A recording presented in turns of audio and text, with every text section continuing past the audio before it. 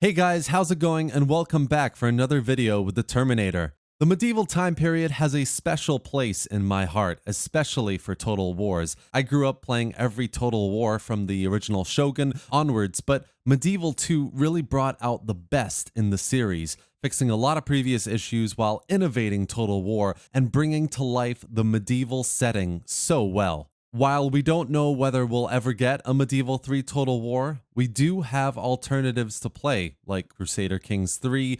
We've got the fantastic Medieval Kingdoms 1212 AD for Attila, and while that mod needs a lot of work, it's still a great mod to try, so definitely check it out if you haven't already. And as I covered in my video last week, drop by their Discord if you'd like to help further development in any way. Today, though, I want to talk about another mod that gives me the childish excitement of Medieval 2, a mod that has only been in development for a year, but looks and feels fantastic and promises to deliver another truly medieval experience to Total War, and that is Medieval Warfare.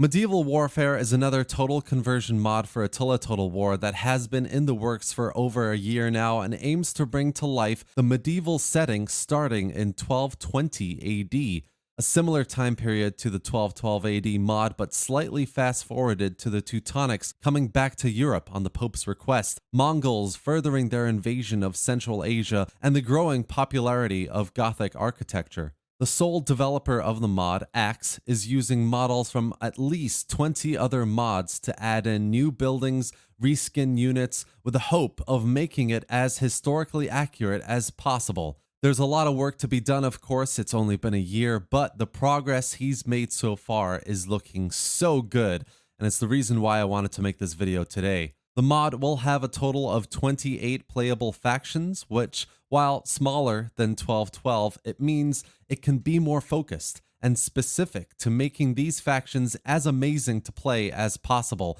with historically accurate events, narratives that drive the campaigns, and different playstyles to expand out into your empire. Of the 28 factions so far, the Teutonic Order is probably the most complete, with over 40 unique character models, loads of new accurate units, and reskins that look absolutely amazing. I had the pleasure of playing as the Teutonics, as you can tell, and look at those knights, for example. They are seriously an awesome sight to see.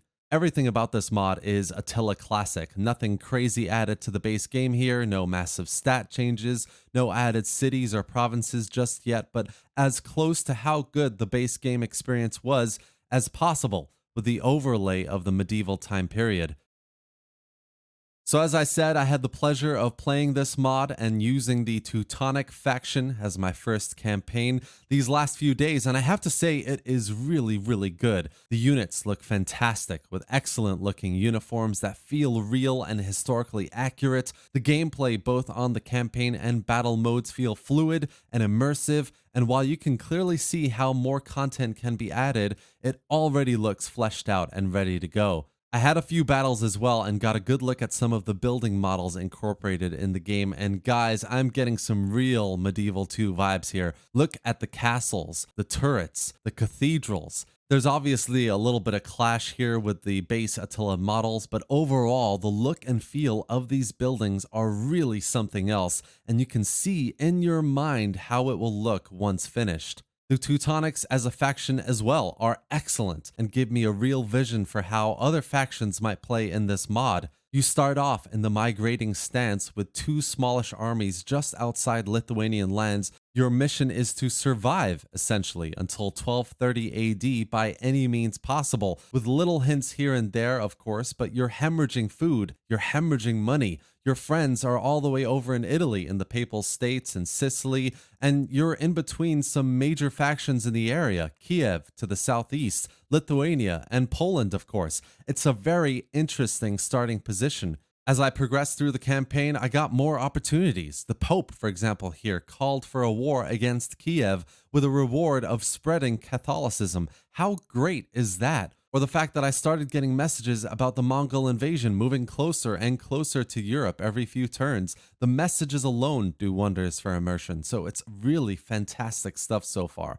And this is what I'm talking about. The Teutonics are a perfect example in this mod of what other factions can play like. Interesting starting positions that challenge you and make you think about where you need to be expanding, how you can finish those starting off missions, and how you can serve the Pope or how you relate to other factions around you. It's really, really good stuff.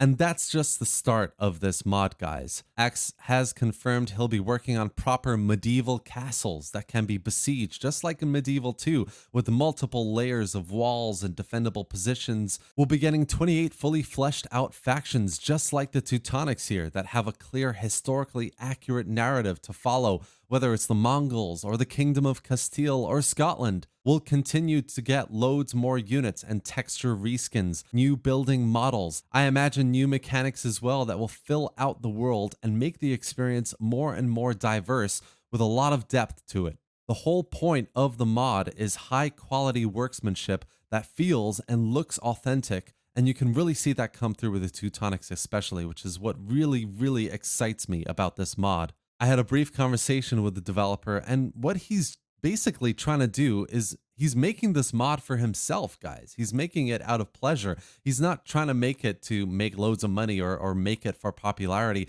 He's making it because he loves the medieval time period. He wants to have a proper medieval Total War experience in a modern game. And it's amazing. If you've been watching this video and are as excited about this mod as I am, then definitely go on the Discord, which you can access in the description of this video. There are a few steps to get your hands on the mod, as it's still early days, it's still in beta, there's a lot more to do, but it's pretty self-explanatory in the Discord.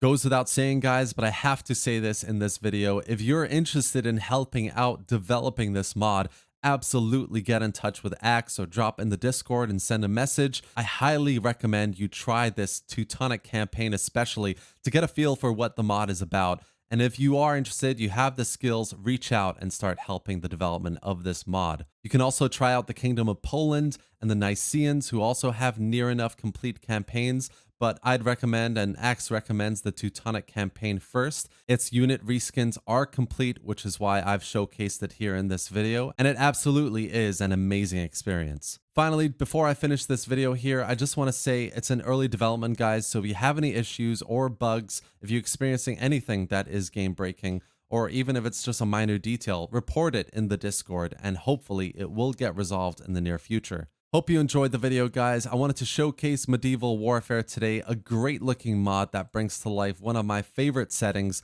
I think one of the most nostalgic settings for any Total War player, really. And honestly, I'm sure you agree, it really does look amazing so far. If you enjoyed the video, do give it a like and drop any thoughts or questions in the comment section below. Subscribe for more Total War content, gameplay, and news. And thanks for watching, guys. I'll see you next time.